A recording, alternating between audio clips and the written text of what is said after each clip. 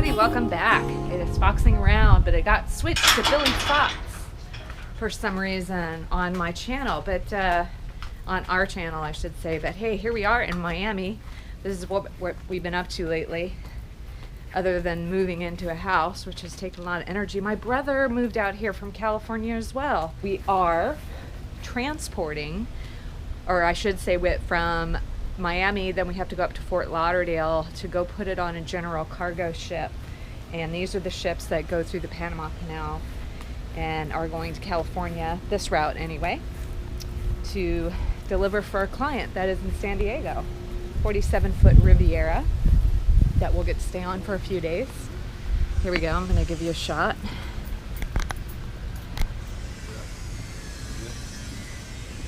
I'm just gonna do a quick tour. Okay. Hey. All right. Hey, Gidget. If I need you to, I get it. Here's Eric and his poles. He is a very lucky fisherman, by the way. So, find out. Well, every time you're with us, you catch a fish. Well, I will not be Gidget is on board. Yep, we always have to have the first mate, second mate. You're the second mate. Yeah. Here we go. It's pretty stripped, of course, because it's, you know, sold. So this is where my brother's gonna sleep. We're gonna stick him in the kids' bunk. And Billy and I get the master bedroom. Wait, no, this was where Eric can sleep better. Yeah, I don't know. We might want to sleep in here. That actually almost looks like a better ride. So here we go. Da-da-da, galley, fridge, salon. Okay. Well, my job is I have to drive the car.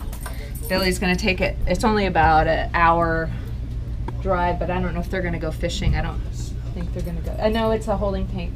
Yeah. Yeah. That'll go away once you empty it. So I have to drive about an hour to Pier 66 because we have a slip there for 2 days, and in hopes that this cargo ship will make it, because there was a hurricane, so I think they were delayed a couple of days. So we'll see. Okay, Gidget, you're gonna come with me, right? All right, let's go. Okay, and away we go. Billy and my brother Eric, they got to take the boat and get it refueled up. Oh, I forget.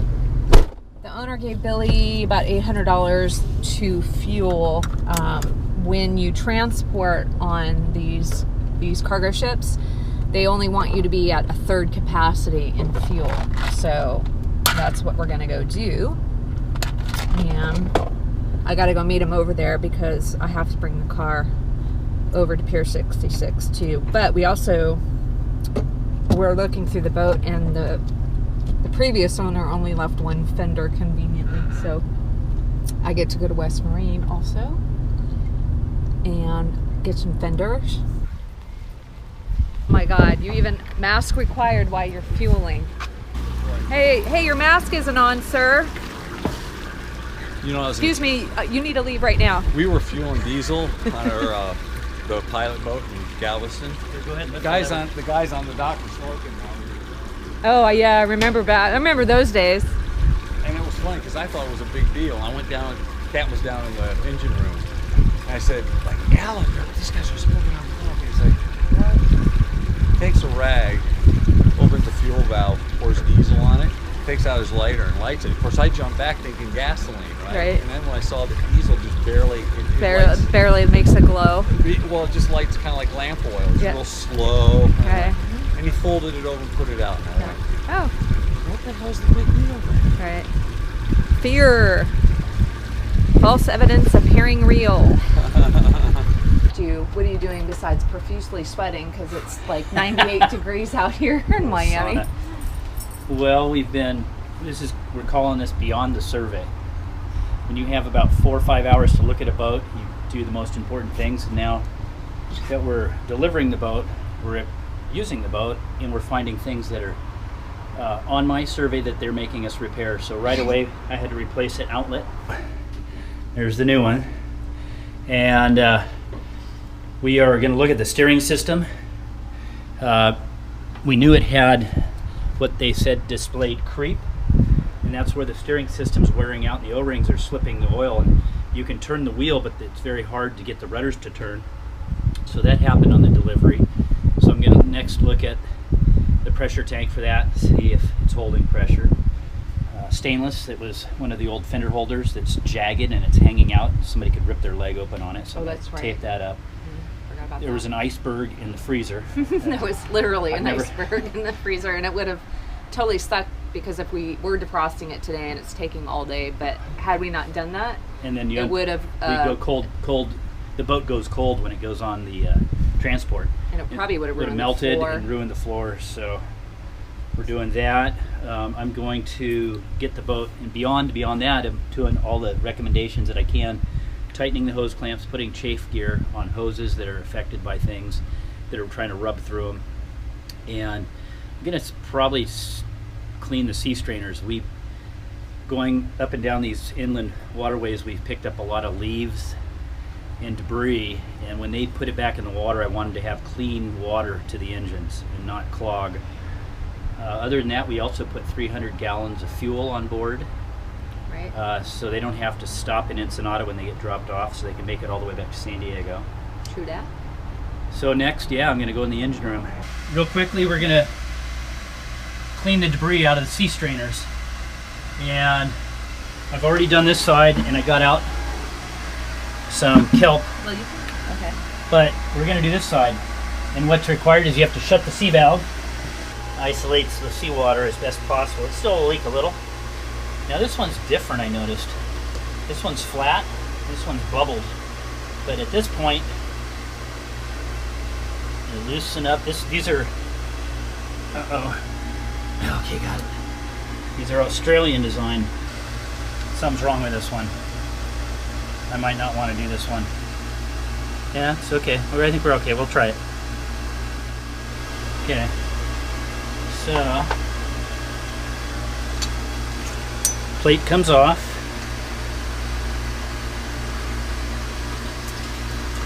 Oh, it's broken. Ugh. Okay, we gotta be very careful. I'm just gonna do this for now. I'm not gonna pull. Normally, normally this whole thing comes off, this rubber, and there's a strainer basket in there. But I'm just gonna pull out the leaves, and I'm gonna put it right back together. So we gotta make a note. You want this surface to be nice and clean. Nope, I'm just gonna do right back like that. That's pretty big though. You know what will you do? Can you hand me my phone? I want to take a picture of it. Okay. No. How often should you check the sea strainers? Oh, well that's the reason they have a sight glass. Mm-hmm. So you can look in there, and if you look at the one for the air conditioning, it's running all the time, so it's full of barnacles, Mm-hmm. and it's probably overdue. Mm-hmm. So you should check them every time before you get underway, and while you're underway. And that's what's beautiful. You look right in there, and if you see anything like we did, then you know it's time to clean them. We took the sailboat up Sailboat one. up to Santa It was Cruz. plugged. Oh my gosh! And you had checked it before we left, Yep. and it was just smothered with seaweed. Yep. That long stranded seaweed. Depends if you go through a shallow area, Yeah. like we did. That's where we picked up this. There were plastic bags in the water. Luckily, we have on the bottom of this boat there are external strainers, so not a lot can.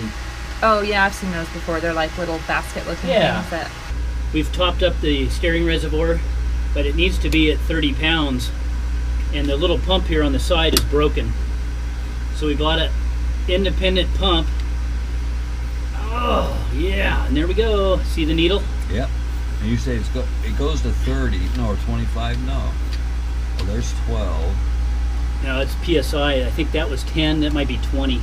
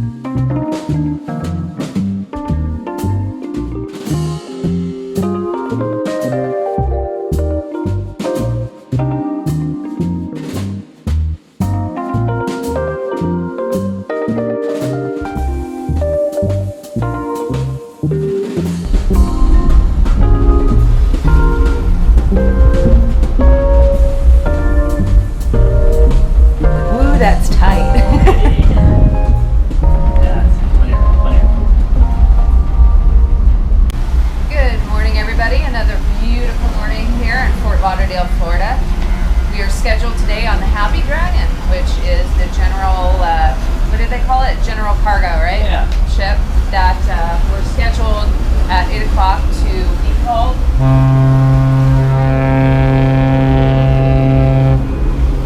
Just saying hello. Hey, nice. There you go. Anyway, here's the Happy Dragon Wow, in the background there. So there's another boat that kind of sneaked in before us. So hopefully 8 o'clock means 8 o'clock. One thing that I had a question about is a friend of ours, Jamie, who is a captain, said that you can, if you want to go through the Panama, they do supply you with power cords and water, right? Yeah.